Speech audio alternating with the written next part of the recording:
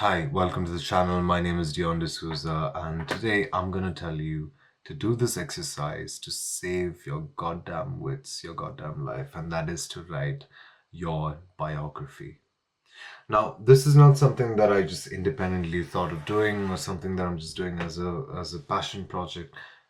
Frankly, when I tell people that I'm writing a biography, what they tell me is that, are you, what if you become a celebrity or something? And that's exactly not the reason why I'm writing it. It's not a pompous activity, but something that has, in a way, in the last 10 days of me doing it, has made me feel like I'm a different person. Like I do not feel intrinsically like the same person that I used to when I started doing this.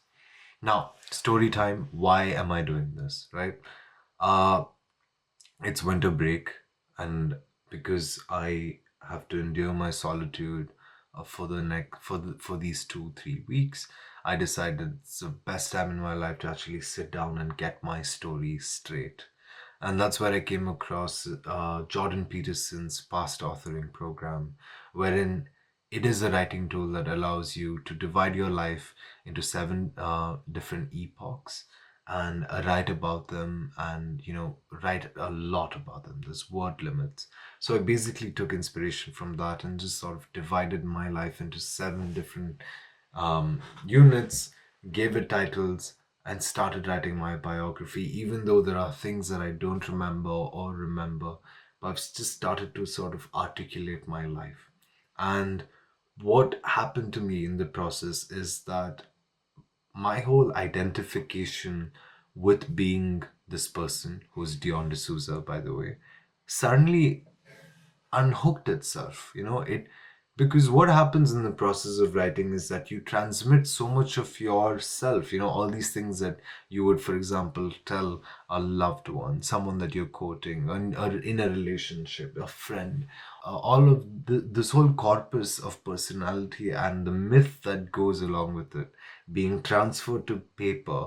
In some way, what you do is you externalize all the things that you have internalized, and you can see it. It's somewhat distinct from you. You know how they say, when the art is published, it's no longer yours. It's no longer yours. That's exactly how that felt like. Writing my biography felt like giving away myself in a way that it's no longer me, and I can see that this boy here has had his own separate life. When you disidentify your experience with yourself, as in you minus this awareness that, oh, I am this, and just look at the story as it happens, you will see there's so many things in a way that makes, the connection between you and who you think you are here and the story that you've lived are like two different people. That's one of the main discoveries that I've had. And I can see this boy that I've written about. I can see his life unfold, and I can see why he is the way he is. And I also realize how many of these stories are not me anymore. How many of these stories are no longer part of my present experience. Sure, they've formed me in some way, but they are no longer something that I can give, you know, ultimate precedence too. I can't just, look at that and be like, because of this, this is how it is here. In some way, in some way, I received the freedom to choose my current moment, to choose how to dictate how I currently feel.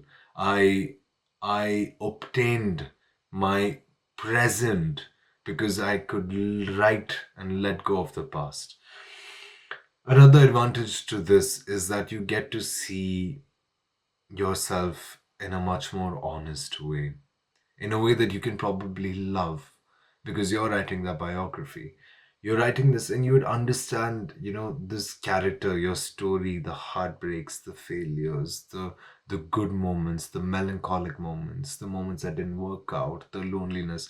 All of this can be seen with a certain degree of love from your own eyes, because a biography, one of the reasons why biographies are structured the way they are, it's not a critical piece of someone's life, but it's an honest recount of someone's experience, what happened, and how one felt about it.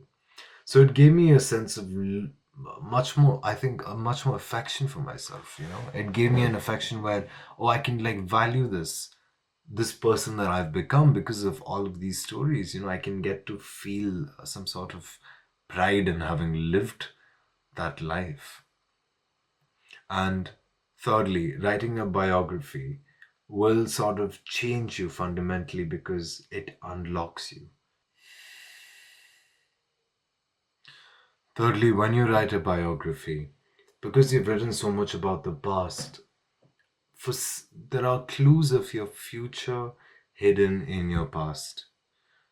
When I was writing my biography, there was so much that I realized that I could have done, that right now I can do.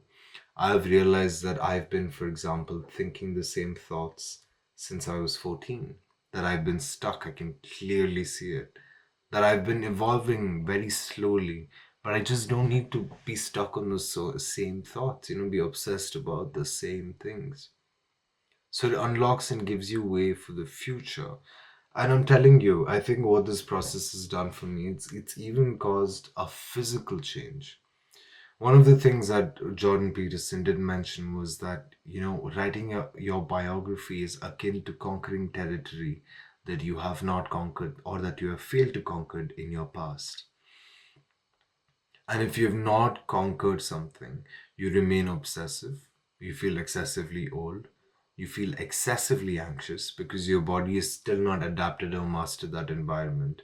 So I can feel these physical, emotional pangs reduce significantly. I feel much more present in my body as a result of doing this, which is why I'd recommend everyone to just sort of work on their own personal biography. Thank you for watching.